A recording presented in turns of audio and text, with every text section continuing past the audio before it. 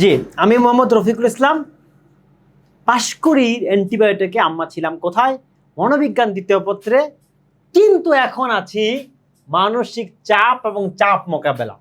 বলো না খুব চাপে আছি, খুব স্ট্রেসে আছি। মানে তোমরা জেনজিত্রের সবচেয়ে বেশি বলো, বলো না?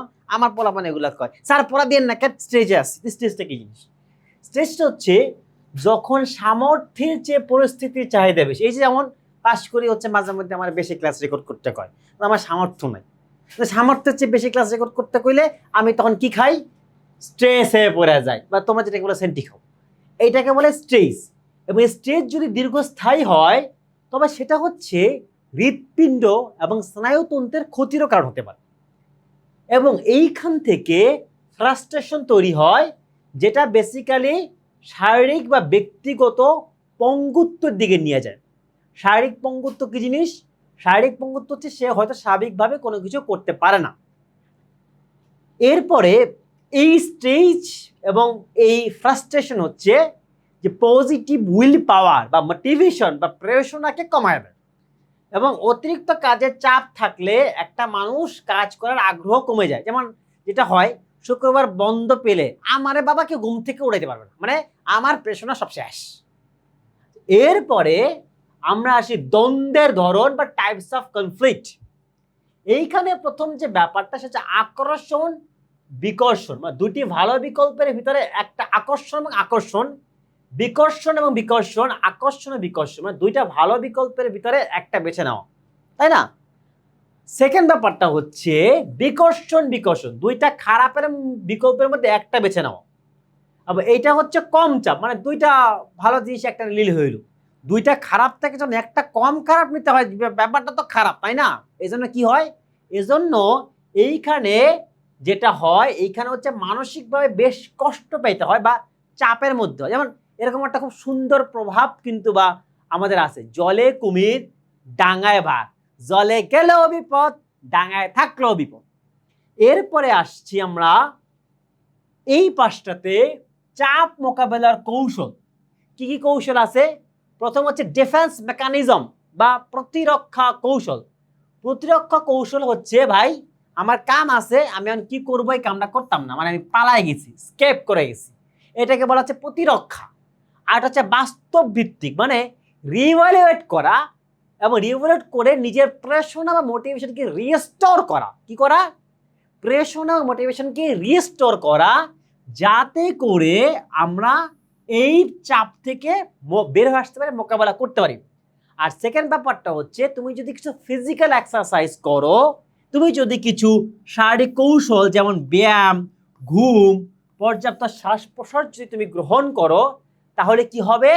তাহলে তোমার পক্ষে এই চাপ মোকাবেলা করা সম্ভব হবে। তার মানে এই যে আমরা এতক্ষণ এই যে চাপ নিয়ে আলাপ করলাম, এই চাপ কিন্তু মজাদার সুস্বাদু খাবারের চাপ না, মানসিক চাপ, স্ট্রেস। এখন দেখি সামনে আরেকটা স্ট্রেস আছে, সেটা কি? সেটা না এখনই আছে, সেটা হচ্ছে সামনের পরীক্ষায় আমাকে ভালো করতে হবে। তাইলে ওই স্ট্রেস থেকে মুক্তি পাওয়ার জন্য আমরা একটু ডিফেন্স মেকানিজমে যাই, প্রতিরক্ষায় যাই। কি প্রতিরক্ষায় যাব? আমরা পালাবো না, অবদমনও করবো না, আমরা রিএভোলেট করে পড়বো। চলো আমরা পড়ি। কি পড়বো? এমসিকিউ। এইখানটাতে স্যার প্রথম যে এমসিকিউগুলো আসতে পারে, প্রথম হচ্ছে স্ট্রেস কি জিনিস, সামর্থ্যের চেয়ে যখন পরিস্থিতির চাহিদা বেশি হয়। সেকেন্ড হচ্ছে দীর্ঘস্থায়ী হলে কি হয়, হতাশা কি জিনিস, একটা এমসিকিউ। লক্ষ্য অর্জনে বাধা পাওয়া। সেকেন্ড হচ্ছে এখান থেকে কি কি হতে পারে, শারীরিক পঙ্গুত্ব বা ব্যক্তিগতভাবে হচ্ছে স্মৃতিশক্তি আমাদের কমে যেতে পারে এবং প্রেরণা হ্রাসও পেতে পারে। মানে এইরকম কয়েকটা এমসিকিউ এখান থেকে আসতে পারে। এরপরে টাইপস অফ কনফ্লিক্ট আমি কি পাচ্ছি, আকর্ষণ আকর্ষণ। এইখানে কি ভালো, দুইটা ভালোর ভিতরে একটা ভালো বেছে নেওয়া, মানে যদি ওই মেয়েদের ক্ষেত্রে হয়, দুইটা প্রতিষ্ঠিত পুরুষ বিয়ে করতে চাচ্ছে, সে কাকে বেছে নিবে? হ্যাঁ, ছেলেদের ক্ষেত্রে না খুব কম হয়। বিকর্ষণ বিকর্ষণ কি জিনিস, সেটা হচ্ছে জলে কুমির ডাঙায় বাঘ, মানে আকর্ষণ আকর্ষণ থেকে একটা এমসিকিউ, বিকর্ষণ থেকে হচ্ছে আরেকটা এমসিকিউ, সেটা হচ্ছে দুইটা খারাপের মধ্যে দিয়ে কোনটা বেছে নিবে, তাই না? তিনটা হচ্ছে আকর্ষণ বিকর্ষণ। এখন এই তিনটার সাথে আরো তিনটা যোগ হবে, উদাহরণ উদাহরণ উদাহরণ, মানে এই কোশ্চেনগুলো আমাদের আসতে পারে। চাপ মোকাবেলার ক্ষেত্রে ডিফেন্স মেকানিজম বা প্রতিরক্ষা কৌশল কি জিনিস, বাস্তবভিত্তিক কৌশল বা রিহ্যাবিলিটেশন কি জিনিস, এবং শারীরিক কৌশল কি জিনিস, এবং তার উদাহরণ হলে আরও একটা একটা করে বাড়ে। এইরকম 6টা প্রশ্ন আমার এই অংশ থেকে থাকতে পারে। তার মানে এখন আমরা যেটা শিখলাম বা যেটা বুঝলাম, কি শিখলাম কি বুঝলাম, আমরা প্রথমে হচ্ছে এই মানসিক চাপ এবং চাপের মোকাবেলাটা আলোচনা করলাম। এখান থেকে কোন কোন এমসিকিউ গুলো আমাদের পরীক্ষায় আসতে পারে সেটাও আলাপ করলাম। এখন আমরা চলে যাব একটা সুপার এমসিকিউতে। লেটস গো ফর ইট।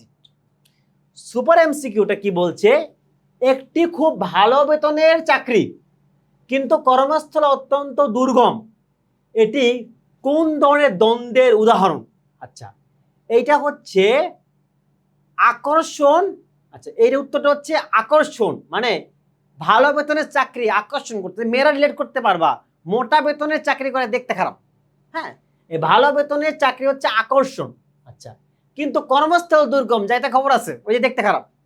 তার মানে এটা হচ্ছে বিকর্ষণ। তার মানে এইখানে হচ্ছে আকর্ষণ এবং বিকর্ষণ। এখন এই চাপ মোকাবেলার জন্য কি করতে হবে, তোমাকে অবদমন করতে হবে যে না দূর হইলেও ভালো। ওই যে মেয়েরা তখন বলে কি কালো হইলে টিয়া পয়সা বেশি পায়, তাই না? ওই যে কালো হইলে টিয়া পয়সা বেশি পায়, তারপরে কালোটা মেনে নেয়, অনেক ক্ষেত্রে বুড়িটা মেনে নেয়। মেয়েরা মাইন্ড করো না, বাস্তবতা।